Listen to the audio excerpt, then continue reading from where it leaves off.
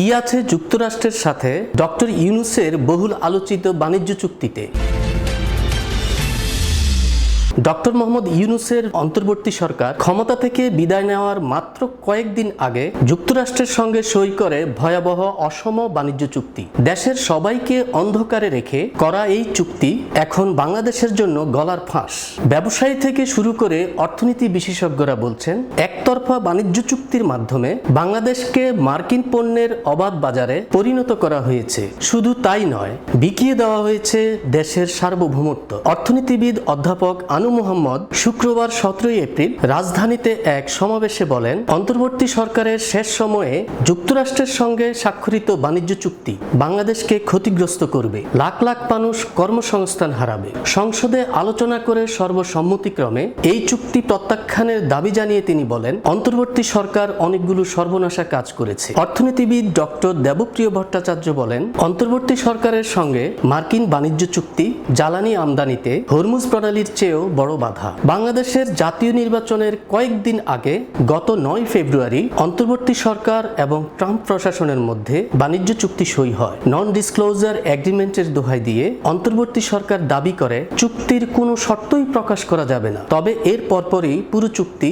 ওয়েবসাইটে প্রকাশ করে যুক্তরাষ্ট্র সরকার। এতে দেখা যায়, বাংলাদেশে তৈরি পোশাক পণ্যে যুক্তরাষ্ট্রের পাল্টা শুল্ক হার 1% কমিয়ে 19% করার আড়ালে রয়েছে ভয়ঙ্কর শুভঙ্করের ফাঁকি। বিশেষ করে বাণিজ্য, জ্বালানি ও নিরাপত্তার মতো সংবেদনশীল খাতে বাংলাদেশের নিজস্ব সিদ্ধান্ত গ্রহণের স্বাধীনতা হারানোর ঝুঁকি তৈরি হয়েছে। চুক্তিতে বলা হয়, বাংলাদেশ যদি অন্য কোনো দেশের সঙ্গে ডিজিটাল বাণিজ্য চুক্তি করে এবং তাতে যুক্তরাষ্ট্রের স্বার্থ ক্ষুণ্ণ হলেও ওয়াশিংটন বাণিজ্য চুক্তিটি বাতিল করতে পারবে। বাংলাদেশি পণ্যে আবারও 37% শুল্ক আরোপ করা হতে পারে। যুক্তরাষ্ট্র যেসব দেশকে নন মার্কেট কান্ট্রি বা বাজার অর্থনীতির দেশ হিসেবে স্বীকৃতি দেয় না, তাদের সঙ্গেও বাংলাদেশ দ্বিপক্ষীয় মুক্ত বাণিজ্য বা অগ্রাধিকারমূলক চুক্তি করতে পারবে না। যুক্তরাষ্ট্রের স্বার্থ ক্ষুণ্ণকারী কোনো দেশ থেকে পারমাণবিক চুল্লি, জ্বালানি রড বা সমৃদ্ধ ইউরেনিয়াম কিনতে পারবে না। চুক্তির নথি পর্যালোচনা করে দেখা যায়, এর আওতায় বাংলাদেশ যুক্তরাষ্ট্রের 6710টি পণ্যের শুল্ক ছাড় দিয়েছে। অন্যদিকে বাংলাদেশ পেয়েছে 1638 পণ্যের পাল্টা শুল্ক ছাড়। এর মধ্যে যুক্তরাষ্ট্র চুক্তি কার্যকর হওয়ার দিন থেকে 4500টি পণ্য বাংলাদেশে রপ্তানি ক্ষেত্রে শুল্কমুক্ত সুবিধা পাবে। এগুলোর মধ্যে রয়েছে গবাদি পশু, মাংস, মাছ, রাসায়নিক দ্রব্য, বস্ত্র, যন্ত্রপাতি ও বিভিন্ন ধরনের শিল্প পণ্য। এছাড়া 1539টি পণ্যের শুল্ক চুক্তি কার্যকর হওয়ার সঙ্গে সঙ্গে অর্ধেক কমে যাবে। বাকি অর্ধেক পরবর্তী 4 বছর ধরে সমানভাবে কমবে। পঞ্চম বছরের 1 জানুয়ারি থেকে এসব পণ্য পুরোপুরি শুল্কমুক্ত সুবিধা পাবে। এর বাহিরে 672টি মার্কিন পণ্যের ক্ষেত্রে শুরুতে শুল্ক অর্ধেক কমবে, বাকি অর্ধেক পরের 9 বছরে সমান ধাপে কমিয়ে 10ম বছরের 1 জানুয়ারি থেকে সম্পূর্ণ শূন্য শুল্ক সুবিধা পাবে। বিশেষজ্ঞরা বলছেন, বিপুল শুল্ক ছাড় বাংলাদেশের কৃষি ও শিল্প পণ্যের জন্য ভয়ঙ্কর বিপদ ডেকে আনতে পারে। জাতীয় রাজস্ব বোর্ড এনভিআর এবং বাণিজ্য পরিসংখ্যান বিশ্লেষণে দেখা যায়, শুল্ক ছাড় সুবিধা বেশিরভাগই গেছে যুক্তরাষ্ট্রের পক্ষে।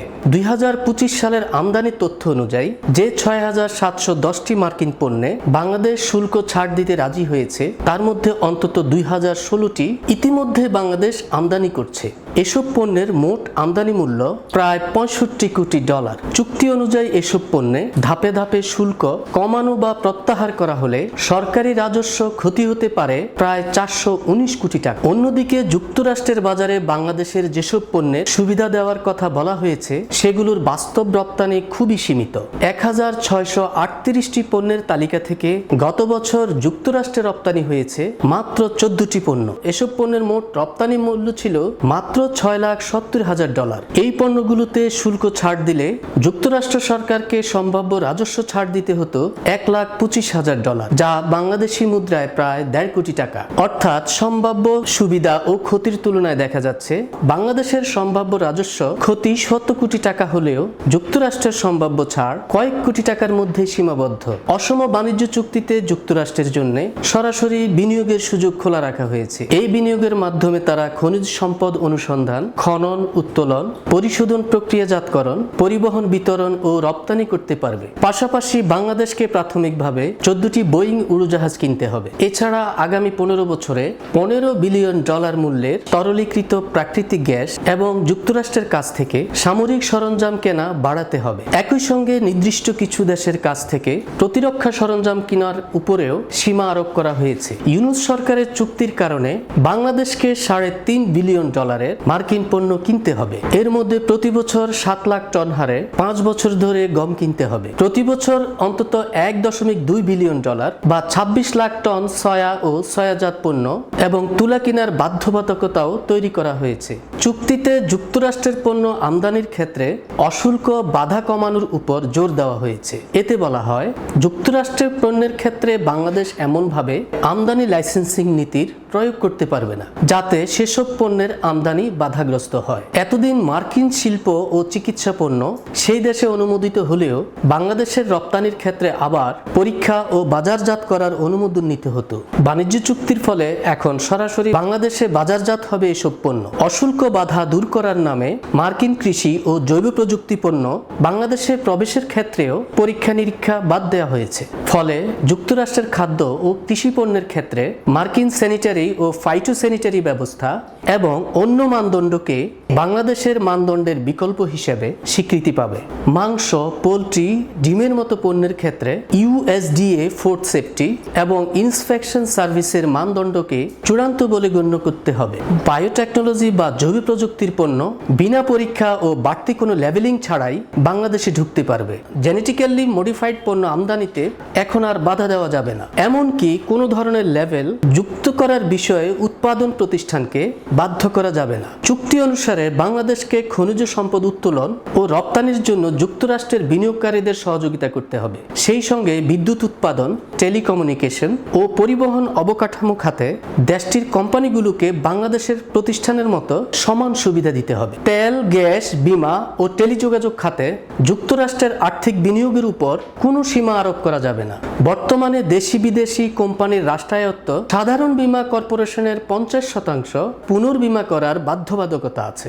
তবে যুক্তরাষ্ট্রের বীমা কোম্পানির ক্ষেত্রে এই নিয়ম প্রযোজ্য হবে না। চুক্তিতে রুলস অফ অরিজিন বা পণ্যের উৎসের নিয়ম সংক্রান্ত একটি ধারাও রয়েছে। এতে বলা হয়, চুক্তির সুবিধা যদি তৃতীয় কোনো দেশ বা তাদের নাগরিকদের কাছে উল্লেখযোগ্য হারে চলে যায়, তাহলে যে কোনো পক্ষ চুক্তির উদ্দেশ্য বাস্তবায়নে রুলস অফ অরিজিন নির্ধারণ করতে পারবে। যুক্তরাষ্ট্রের সঙ্গে চুক্তি অনুসারে বাংলাদেশ রাষ্ট্রায়ত্ত প্রতিষ্ঠানগুলোকে অবাণিজ্যিক সহায়তা বা অন্য কোনো ভর্তুকির সুবিধা দিতে পারবে না।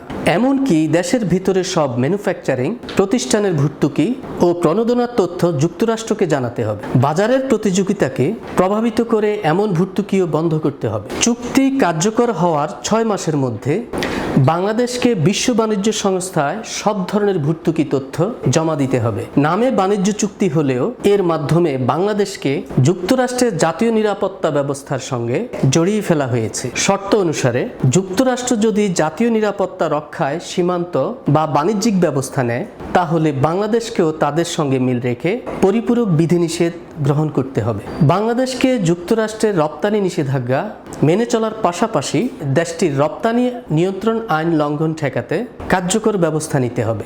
এছাড়া তৃতীয় দেশের কাছে তথ্য পাচার ঠেকাতে বাংলাদেশের বন্দর, টার্মিনাল, লজিস্টিক নেটওয়ার্কের বিশেষ প্রযুক্তি ব্যবহার করতে হবে। যুক্তরাষ্ট্রের জাতীয় নিরাপত্তার জন্য ক্ষতিকর হিসেবে বিবেচিত সফটওয়্যারের ব্যবহার কমিয়ে আনতে হবে। চুক্তি পর্যালোচনার ভিত্তিতে বিশেষজ্ঞরা বলছেন, বাংলাদেশ তৃতীয় কোনো দেশের সঙ্গে এমন কোনো চুক্তি বা সমঝোতায় যেতে পারবে না যার ফলে যুক্তরাষ্ট্রের রপ্তানি ক্ষতিগ্রস্ত হয়। যুক্তরাষ্ট্রের স্বার্থ ক্ষুণ্ণ করে বাংলাদেশ অন্য কোনো দেশের সঙ্গে কোনো ডিজিটাল বাণিজ্য চুক্তি করতে পারবে না।